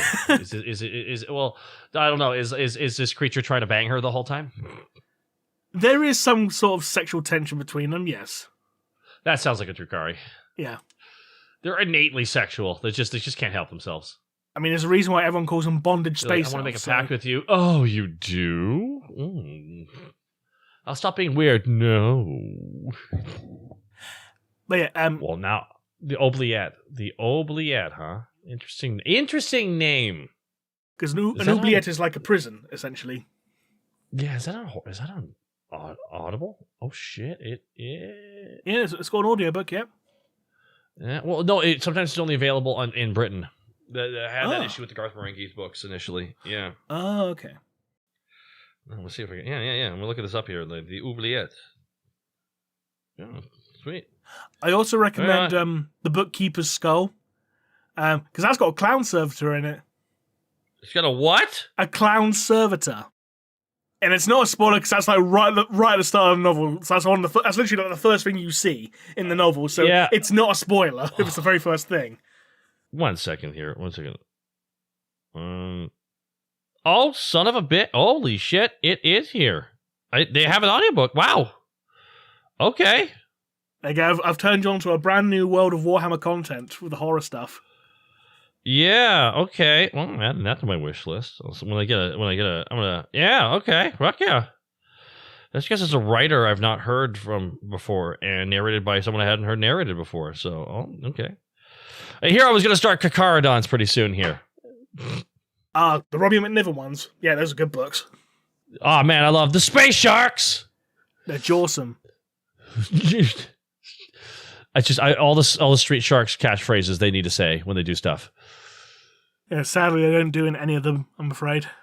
I heard they just die a lot. The Bookkeeper's Skull. Let me read this on here. Yes. Follow in the footsteps of Rudgard Howe, an enforcer cadet who, while on their first mission and embroiled in an embittered succession battle back home, uncovers a heinous sanguinary cult. Not the sanguinary cult, I should point out. A heinous sanguinary cult. A heinous, not the cult, but a heinous cult. A heinous or not an anus. Exactly. On the capital world of Potence. Oh, what a name. Young enforcer cadet Rudgard. Rudgard Howe. What a name. Rudgard Howe is caught up in a bitter internecine feud to inherit his father's position of Chief Enforcer, Nepo baby. As the Tithe fleets approach, he is sent on his first mission to ensure that the planet's distant agri facilities fulfill their quotas to the God Emperor, farmed with serfs and managed by ex-militarum soldiers. No, serfs, okay. Those are slaves, right? Yeah. Man, I can't believe the humans aren't the good guys. And the agri facilities are places of shocking brutality and hopelessness. But when he is sent to the outlying farmstead of Thorsalabor, Rutger discovers a community where the crops are left to rot as the inhabitants indulge in the bloody ecstasy of a sanguinary cult. As Rutger Howe imposes the strict Lex Imperialis upon the farmstead, he begins to uncover a place where sanity is rapidly slipping. Just a single step into his nightmarish mission, though, a series of cruel deaths threatens to dismantle everything he has ever known about the Imperium, his faith in the Emperor, and the strength of his very soul. Yeah, I should also point out the sanguinary cult in question, it's not corn related. I should point that out. Okay. Well, it doesn't always have to be chaos. Sometimes it's other shit. I know, And but sometimes it's nice to see something, Sometimes it's gene stealers. it's nice to see something blood related that isn't corn for once. Because we actually we actually covered this book on an episode like years ago, and it was really good. Well, Blood of the Darkness even covered it, where there was like literally one of the gene stealer cults was literally, they said that they worship the four-armed emperor. Yeah. They literally was said that they literally the leader of like essentially the fucking gene stealers pretty much pretended to like know the true emperor and just used their already innate faith of the emperor to push them into that way, even though what they were worshiping was the Tyranids. Yeah, the cult of the four-armed emperor. Yeah. Yeah. Oh yeah. No, it's like it's like it's I love when cults. I love when they do stuff like that. Absolutely. Right. Given the time, we've actually got quite a few questions this time around, so we might as well try and get through some of them. So yeah, absolutely. Okay. Question 1. Can gene stealer hybrids grow beards? Asking from an army of fishing hybrids, they might have to wear fake beards, so they cannot.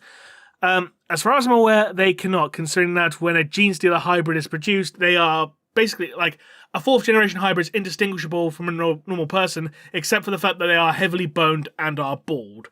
So, since they are bald, I assume they can't grow facial hair either. Yeah, you have to wear a series of funny mustaches. The big Mario mustaches. Exactly. So I yawned there because I'm trying to get my coffee kicked in. What time is it for you over there, out of curiosity? It's 12 o'clock. I've been up for an hour and a half, but I've been drinking. It's okay. I'm drinking my coffee. It's good. We're good. Never mind. Right. We're going to have to wear a series of funny mustaches. That's the only way. Yeah. Fair enough. Right. What do you think Games Workshop should do to take the Tau? Hang on. Oh, where do you think Games Workshop should take the Tau next, story-wise? And we're not going to say the Taurus heresy with Farsight leading a rebellion against the Tau Empire. That'd be too memey, I feel. Yeah, two on the nose. It's one of those weird things because the Tau Empire is kind of at the very end of the rift, so they're kind of just getting the tip of the rift, right? And they have to deal with chaos a lot now. They're dealing with a lot of chaos now, if I understand it correctly, right? Like, because essentially the rift stopped kind of at their space. Kind of, yeah. And also they got their own god now. Oops. Yeah, the auxiliary race has accidentally spawned a god for them. And Didn't they kill it? No, it's still around, the god. Oops. Given the events of the Shadow Sun novel, I'd like to see something in regards to, like, maybe Shadow Sun becoming, like, the prophet of the Tau goddess. That could be interesting, potentially. I can see why some people would not want that. I can understand why. But personally, I think that could lead to some interesting story development, considering how, like, the Tau are effectively an atheistic society, so introducing religion to that might be an interesting wrinkle, as it were. What set them apart from everybody, though? I mean, you could have, like, like, the more religious Tau separated from, like, the more atheistic Tau, like, culture clash kind of thing. I don't know. Honestly, I think the Tau forming an alliance with the Eldar would be interesting. Because being one of the younger races, the Eldar, like literally, Tau are open to collaboration, and honestly, even if they're heretical by most of their species standards, so are some of the Eldar. Yeah. And I feel like there's something to be said about possibly an alliance between those two as well, to a certain degree, just because of how far the Tau have come along. And it's even like Gilliman's like, no, I don't want to fight them. Why? It's a waste of time to fight them because we have more in common than we don't. Yeah, it's interesting because we got the Rift. It's interesting, and we got the Rift and Zerg. We got the Rift and Tyranids. My God, my brain. It's interesting considering, like, generally speaking, the Tau and the Eldar generally haven't interacted much at all, from what I can recall. I can't actually think of any major event where they have interacted. I mean, I can think of events where they've interacted with the Jakari, but not like the craft worlds. It's weird. No, it's why I'm like, there's a lot. Tau have a lot of interactions because, like, really, right now they're kind of finding their place. And as far as I'm concerned, even Gilliman's aware that like they're a potential ally because, like, I mean, they fought, like, historically speaking, they like literally they suspended, like, you know, the Imperium and them suspended their fighting to fight the fucking Tyranids when they showed up for one of the Hive Fleets. Heck, there's one of the Kaivis Kane novels specifically covered that. Yeah, it was Gorgon, I think it was. I think it's because it's Gorgon, Kraken, and Leviathan. Those have been the three. No, wait, no, is Gorgon one of them? No, it was Leviathan, Kraken, and there's been 3 Hive Fleets. Because Gorgon was a major. Is it Gorgon? The name's not sounding familiar. Gorgon was a major Hive Fleet that was interacting with the Tau. I know it for a fact because I was like that. What led to I know that the first Kaivis Kane novel even covered it because essentially originally they were aiming for the Pharaoh speaking. Yes, because that was covered in the Horus Heresy books properly, yes. But like technically they were going for the Pharaoh speaking spot, which is like a great bit in the Horus Heresy series. I mean, you covered that in the show, right? Yeah, that's an important little tidbit. I remember I was reading the book. I was like, oh fuck! Ah! Like, my reaction, I'm like, oh man, that's like... It's all Dantioc's fault. Yeah, it's all Dantioc's fault. Man, I can't believe Iron Wars fucked it up for everybody. No, you know what it is? It's the Night Lords. I can't believe the Night Lords summoned the fucking... The Night Lords are the reason why we have Tyranids. Ah! It's so fucking funny. Okay, this will be an interesting question. What is your guilty pleasure Warhammer novel? Ooh, let me think. Because I've read some stinkers. Yeah. That I know aren't good, but I still like them. Let me think about this real quick. Give me a second here, real quick. This is going to take me a second. Yeah, sure, take your time. For me, guilty pleasure... Oh, I got an answer. Oh, go on. I liked The Damnation of Pythos. Fuck off, you did. I enjoyed that book. Hey, I liked the ending. The ending was good, and it turns out that it was just a prequel for the villain of that one book where it was the 3 brothers having their wacky adventure, and the bad guy was the villain from that book. I liked The Damnation of Pythos because it was different. And it actually felt kind of scary. Like horror. It felt more horror-ish, actually. Fair enough. And the writer knew how to write chaos. He did. That's fair to make him frightening. And he got more grief because, here's the thing, people just wanted the plot to progress. So I feel that book got crapped on a fair amount, which wasn't really fair to the writer, because I actually thought he did a good job. Like, literally, Battle of the Abyss was a bad fucking book. Okay? Yeah, that's arguable. That's not arguable. That might be the worst one. But like Damnation of Pythos, I mean, was it a story we wanted at that point? It came out right after like a big fucking novel too, if I'm remembering correctly. Like, because I think was like, I believe so, yeah. Yeah, like and then it's just like complete left turn to a completely different plot with no serious characters and a completely different part. It was a filler episode essentially. But that being said, it was a good filler episode. I thought the overall book really captured the tone of horror. I mean, technically, it did bring like the one Chaos cult back. But like I actually enjoyed it. I actually was like, that was good. I especially like the chaos bits with the nightmares and everything. How freaky that the visuals were with that. So props again to the writer for being able to pull that off.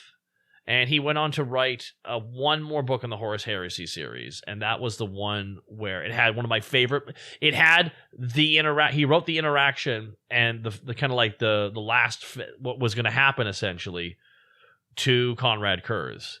Because he has that conversation where like they kind of get to the end of the book where it's with the lion, Gilliman, and the angel, and how they can't trust each other because each of them are hiding something from each other, right? Yeah. And that book covers that. It covers paranoia, and it covers the fact that they're flying through the warp essentially, and they're seeing physical manifestations of the actual empires in the warp. And it's like the scale is so staggering that it's actually like it's even the Primarchs can't wrap their heads around it. And the whole time Kurz is in like in a cell. Yeah, is talking shit the whole time, and the end of the scene. You know this book, right? Yeah. So the ending scene with like where they talked about like the two kinds of nihilism that can happen, where you see Kurz and Sanguinius are clearly the two opposite ends of the same thing. Whereas in Kurz sees his end, so has given up.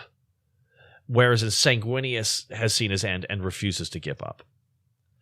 And I think that is like the two sides of the kind of like that thought process. But what I love is what happened to Conrad in that, where he's just like, it's true, brother. That is your fate. And that is undeniable. But the question is when that fate activates. See ya. Nah! Just injects him into space. It's a 10 out of 10. It's amazing. It's a shame it leads into like the Curse Primarch novel, which was a steaming pile of shit. Yeah. That dude was crazy before the Horus Heresy series. Yeah. For me, my guilty pleasure is War of Secrets. Because I know a lot of people didn't like that, but I love the novel because of Kais the Living Weapon. He was badass in it. He was amazing. He was basically a Tau that was kept in stasis for 300 years, but was conscious the entire time due to an error in the programming glitch, or whatever it was. Ugh, he was completely insane. And he turned to like an utter psychopath. Like, it's like the first time you see a Tau who's a complete and utter psychopath. It's brilliant. Just the one crazy Tau. And he's Kais the Living Weapon, so you know he's a bad. Like, he pretty much solos an entire Space Marine fortress monastery by himself in his war suit. It's brilliant. It's so his ghost keel, I think it was. Yeah, that's so funny. I mean, I think my favorite Tau part is when they're first fighting the Imperium and they realize what a dreadnought is. And they have like a ringing ear moment walking away. Like, the fuck, this thing's older than our Empire. Like, terrifying scale for them to realize. And they discover what Titans. I was like, Titans, that's just Imperial propaganda. Why is that mountain range moving? Wow, that's a bit. Well, that's a big target. Yep. Why aren't they not mobile? A mobile suit, if you will. With a lot of guns. Damn. Dear. Oh, the anime references. But no, I'm not familiar with that book. What's the plot of that book? War of Secrets, basically, the Dark Angels realize that there's a Fallen who's infiltrated the homeworld of one of their successor chapters, the Angels of Absolution. And the Tau, meanwhile, are dealing with an insurrectionist cult on one of their worlds. So basically, they make a deal with each other. It's like, hey, Tau, if you go down and hunt this Fallen for us, because we can't go and invade our successor chapter's homeworld because that'd be a bit dodgy, we'll go and take out these rebels for you. How's that sound? Sound good? Okay, brilliant, thanks. And then the Primaris Marines, who are just been inducted into the chapter, they discover, oh, hang on, there's something dodgy that the Dark Angels are hiding. Oh, what's this about the Fallen? Hang on, we've been mind-wiped constantly, and now we're hold on. What's all this shit? It's just so... God damn it, Dark Angels. Yeah. And the Dark Angels, well, we're going to have to kill these new Primaris Marines. They know too much. Well, we're going to have to kill them. Damn, man. Oh, he got shot. Same as it ever was. He got shot 47 times in the head. Worst case of suicide I've ever seen. Right. Another question. Does anyone have a specific moment in a game where you went, well, that just happened? A game? Yeah, a game of Warhammer, yeah. Oh yeah, like, I mean, as someone who like bought a Land Raider, my Land Raider being blown up first turn was common. Like, well, I remember being a kid when that happened, I would get so salty. I'd be like, what the fuck? This is bullshit, man. I know they changed vehicle destruction rules, but like, still. I always remember just like first turn, first last shot, my 250 points is gone. I'm like, oh.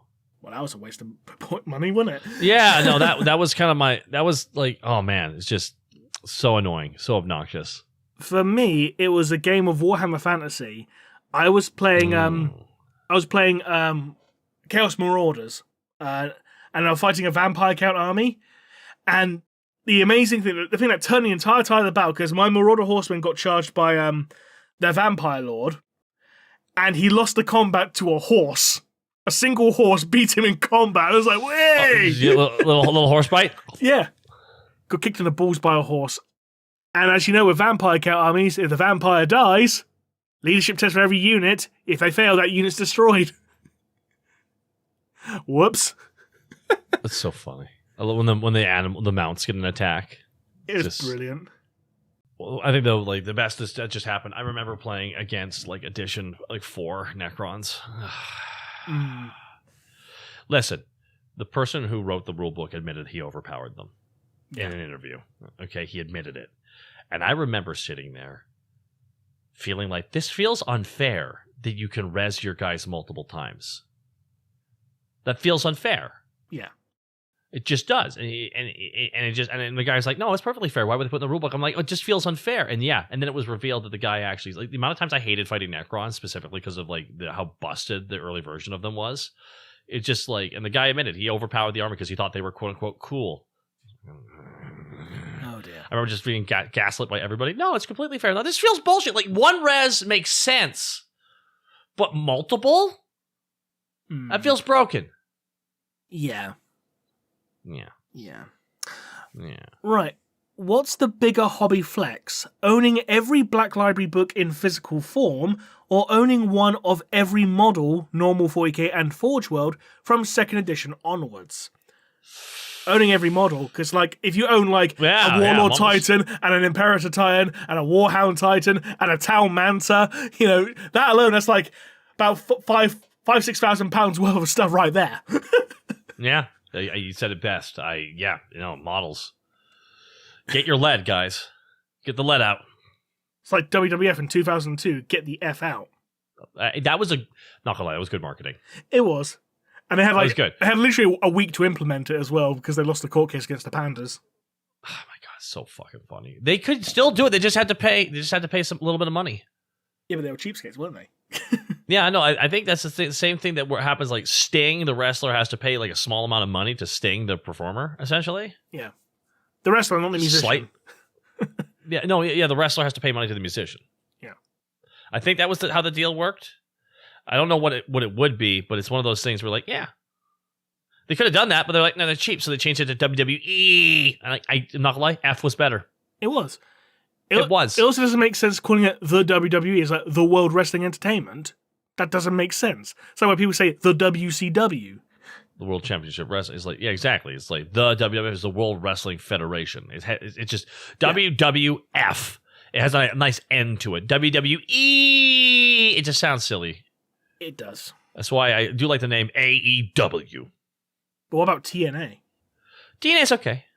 That's more of a funny little cute, like it's like tits and ass, right? So it's like, how about we watch a little bit of TNA tonight, huh? I swear you're going to bring this on stream or something, aren't you? No, I would never dare do that. You would never dare do that, no. I would never. I'm a VTuber. I'm above that. Right, next question. Could Nagash resurrect the Emperor? Probably. He's the god of death, but he probably wouldn't want to, though, would he? Why? But the question is, would he do it just for a kiss real quick? Just. I don't even know how to respond to that. Yeah. I was like, why would Nagash just appear in the chamber just like real quick, you're healed, and just give him a quick kiss, and just turns to the custodians, no one will believe you, and just disappears. It's basically the Bill Murray stealing someone's fries. Nagash is a lot like Bill Murray. You every story you hear, like, that sounds insane. Oh, that sounds believable. That sounds crazy. I don't know what to believe anymore. Zip zap, go every angle. There you go, everyone. Your new headcanon now. Nagash is Bill Murray. There we go. We got the casting. There we go, yes. I'm just imagining Bill Murray or just like, no, here's the guy. Hey guys, I got this new magic thing I'm doing. We have to cast famous characters as comedians now. Carl Francis, Norm Macdonald. There we go. I'm loving this already. Anyways, I was going out of the Border Princes the other day. You know, it's crazy. There's all these orcs down there. Did you know that? But who's George Carlin? Or Richard Pryor? You know who George Carlin is? He's one of the dwarf leaders. Yeah, okay. There we go. There you go. Anyway, back on to questions. Okay, who do you think will ultimately win outside the obvious humanity, and why is it the Necrons? Crons haven't won yet. They're still in a slow losing. Yeah, to be honest, I don't think Necrons will win, purely on the basis that they can't make any more, so every Necron they lose, or can't wake up permanently, that's it. It's gone. They can't replace those numbers. Well, they're working on some stuff. they're working on stuff, but they've also got to contend with the fact they're dealing with a civil war right now as well. Because Jarek came back and Imatech went, oh no, I'm not dealing with this, I'm going to rebel. This is why everyone's slowly waking up one after another is a bad idea, guys. I mean, you try setting an accurate alarm clock after 65 million years. It's not exactly going to be easy to sync. I'm only 4 hours into Spy versus Spy. I mean, the Infinite and the Divine. Yeah, Spy versus Spy is probably more accurate calling it that. Yeah, Spy versus Spy. Kron versus Kron. There you go. What if... It's what it is. They keep pranking each other, and it's just like, I'm gonna put myself in a time slip stream. I'm gonna disappear for 9,000 years, and when I come back, I'm gonna make you feel so stupid. It's a level of hating that is just so fucking hilarious. They had like an actual Necron court case, which was 10 years long. I'm like, that, and that's considerably short for them. I'm like, man, them fighting and defending their territories and everything doesn't even register as a story for them. That's what's so funny to me. See, everything I keep hearing in regards to Tracer and Orican, I keep thinking of this one quote from the Vicar of Dibley where he just shout, "Just kiss, you morons!" Yeah, that's all I keep thinking about. They're so in love with each other. It's so funny. Like I know everyone just ships guys who hate each other, but this is like, yeah, I get why everyone ships these two because holy crap, they are obsessed with each other. They can like literally just in the middle of everything, just like, oh, that Trazyn, what a stupid dumb guy with his kissable lips. I mean, whatever. Like, God, I don't care. I'm not going to obsess about it anymore. I'm just going to plot for 9,000 years against him. Yeah. You can just imagine that Orican just draws pictures of Trajan by giving him the lips from Overlord, from the Transformers Machina series, Machinima series rather. Sorry, Overlord had the really plump Nick Roche lips and a southern accent for some reason. So that I'm Overlord, which is weird. But anyway, not familiar with that. It wasn't very good. It had like Will Wheaton as Perceptor. Though funny enough, you did have Samoa Joe as Predaking, which was like the best casting choice in the entire thing. Well, Wheaton's not a bad actor. He gives some pretty good performances sometimes. Yeah, but he's also very annoying at times as well. Honestly, I think the reason why he's like that is he comes from a place of being harassed at a very strange time in his life, and also having his money stolen. Yeah, it does make a lot of sense. He had two things happen at the same time. He had his entire life upended by a hardcore fandom, and also his parents stole his money. Oh, so, I didn't know about that. Oh, fuck. I think that happened. I don't know. Don't quote me on that, guys. I just from understanding, because a lot of child actors ended up being wrong. A lot of child actors do get absolutely fucked over in that regard. There's some walked out with their money, some did not, and I don't know. Actually, I'll have to look up the will be, because in the end, it's like one of those things where it's just. I think I briefly met him once. Really? I didn't meet him. I just walked past him at a con. Oh, fair enough. There we go. That's all I. You know what I mean? There we go. That. You did? No, not really. Oh, okay. So I met Will Wheaton. Really? No. What a name drop, huh? I have name drop stories, but Will Wheaton ain't in it. To be honest, the closest name drop story I can think of someone I actually met IRL was probably George Fisher from Cannibal Corpse, but that's probably about it. Dude was an absolute sweetheart, though, when I met him. He was an absolute legend. It was crazy. I went to I went to a convention one time where they didn't separate the Hollywood guests from the internet guests. Oh. And, oh, yeah. And so I, literally, was waiting for a ride. This was because I got a dozen stories for this convention alone, but I was waiting for a ride to go to a bar event that the convention was throwing for all the staff and the guests. And myself and Lenny Pictor and his partner at the time were waiting for our ride, and then we were going to be joined by another guest. We didn't know who, and God bless him. Let me grab his name so I can say the actor's name instead of the character he plays. And the wonderful Anton Yelchin. Sorry, not Anton Yelchin. I'm so sorry. Oh my God, that's the original name of the actor. The new character, I mean. Oh my God. Blah, blah, blah, blah. Sorry. Oh my God, I just botched that. Walter Koenig. Oh. Yes, the original Chekhov. Nice. So we're sitting there and we're waiting for a ride, and Walter Koenig and his partner walk around the corner, and I'm just like, oh man, that's Chekhov. What the fuck? He's like, hello, gentlemen. How you doing tonight? I've seen you around a little bit. I didn't say hello, but what brings you out here? Not to be rude. And I sat there and I was talking with Walter Koenig, and I explained to him abridging. And he had a lot of questions. So, like, let me get this straight. You strip out the audio and you redo all the audio yourself. Yeah, we re-lip sync with lip flaps customized. And he's like, that's... So you can repurpose all animated footage, essentially, to make it into a comedy. I'm like, yes.